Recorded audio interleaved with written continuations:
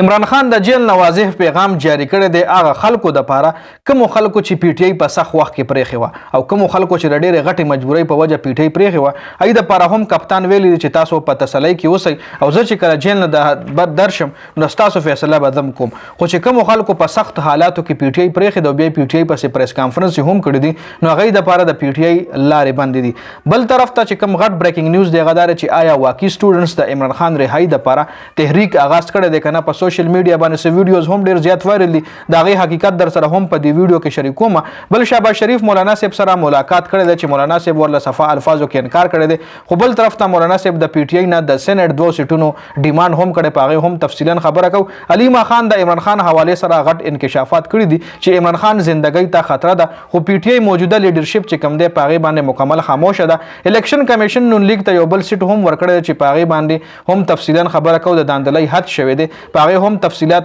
تاسو سره ډیسکس کوم نو ویډیو خپل هم مکمل وګورئ او مخکې ملګرو سره ضرور شریکئ عمران خان هغه کسانو د لپاره صفا الفاظو کې دا پیغام جاری کړی چې کومو کسانو په سخته کې پی ټی آی پارټي پرېښې وه د هغوی دپاره پی ټی آی مطلب د هغوی دپاره په پی ټی آی کې هیڅ قسم ځای نشته دی د پی ټی آی ډېر کسان یعنی فواد چودري شو علي زیدي شو او نور هم د پی ټی آی لیډران دي چې په دې تمه دي چې موږ به پی ټی آی ته واپس ځو نو هغوی دپاره چې کوم پی ټی آی لیډر دی عمران خان هغوی دپاره دا پیغام جاری شوی دی د عمران خان له طرفې چې دغه کسانو دپاره وایي زما واضح دا پیغام دی چې دغه کسان زه په هر حال کې پارټۍ کې واپس نه اخلم چا چې په سخته کې پارټي پرېښودې ده هغوی دپاره واپس لارې مکمل بند دي او کومو کسانو چې ډېرې مجبورۍ په وجه پارټي پرېښې ده نو هغوی د مطلب په تسلۍ کې اوسیږي اسلام آباد جلسه وایي ما ځکه کینسل کړې وه چې هغې نه انتشار جوړېدو خطره وه نو په هغې وجه ما د اسلام آباد جلسه کینسل کړې وه په هغې باندې د پی ټي آی کارکون ډېر زیات خفه هم و عمران خان دا هم وی چې سیاسي جماعتونو نه ملک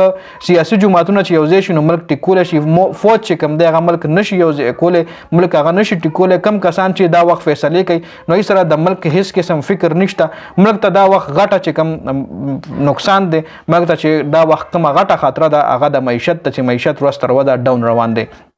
شهباز شریف صاحب مولانا پسې کور ته ورغلی دی او مولانا صاحب سره د هغه په رهایشګاه کې ملاقات کړی دی چې مولانا صاحب دا د قومي اسمبلی 7 سیټونه دي چې هغې ته غوښتي دي خو مولانا صاحب ورته ویلي دي چې زه تاسو سره نشم یو ځای کېدی حکومتي ترمیم چې تاسو کم کوئ دی کې زه ستاسو سات نشم ورکولی مولانا صاحب ورله صفا انکار کړی دی بل ذرایع دا هم ویلي دي د پی ټی آی خپل لیډرشپ دا هم ویلي دي چې پی ټی آی نه مولانا صاحب د 2 سیټونو ډیماند هم کړی دی چې تاسو به ماته 2 سیټونه راکوي هغه هم د سینټ 2 سیټونه به ماته راکوي بل الیکشن کمیشن چې کوم دی هغه هم داندلي هر کړی دی نون لیگ دی او سیټ بل ور کړی دی په هغې باندې تفصیلا خبره تاسو سره شریکوم الیکشن کمیشن د ګجراوالا NS 79 سیټ چې کوم دی نون لیگ ته ور کړی دی یو څو ورځې مخکې په دغه حلقه باندې دوباره د ګنتۍ حکم جاری شوی و چې دوباره ګنتۍ دوران پی ټی آی نه دغه سیټ اخیستلی شوی دی او دغه سیټ چې کوم دی د نون لیگ رهنما ته ورکړلی شوی دی چونکې په دغه حلقه باندې د پی ټی آی چې کوم لیډر ولاړو هغه 1,04,000 پورې تقریبا اشتری او د مسلم لیگ نون لیډر چې کوم هغه تقریبا 99,000 3-4,000 فرق چې کوم هغه ختم کړل شوی دی او دغه سیټ مسلم لیگ نون ته ورکړل شوی دی جی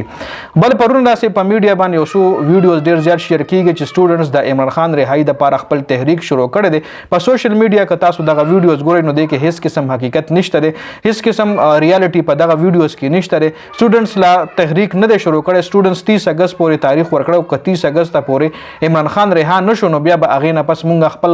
لایحه عمل د عمران خان رهایی د لپاره جوړو خپل پلانینګ به جوړو نو اوس 30 اگست نه پس سټوډنټس چې کوم دی خپل لایحه عمل پلانینګ کوي هغې نه پس تحریک کوي یا